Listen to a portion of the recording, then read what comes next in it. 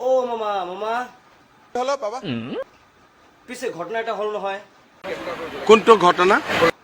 এই পৰহি দিনা যে আপোনালোকৰ কেবিনেট মন্ত্ৰী জয়ন্ত মল্ল বৰুৱা 50,000 মানুহ ৰাজপথত ওলাই আহি কিনে জুবিন নলবাৰীৰ পৰা আৰম্ভ হ'ল অসমৰ প্ৰতিটো অঞ্চলত প্ৰতিটো জিলাত ইয়াৰ প্ৰত্যুত্তৰ দি গৈ থাকিব জুবিনদাৰ ন্যায় বিচাৰিলে কিন্তু আজি আকৌ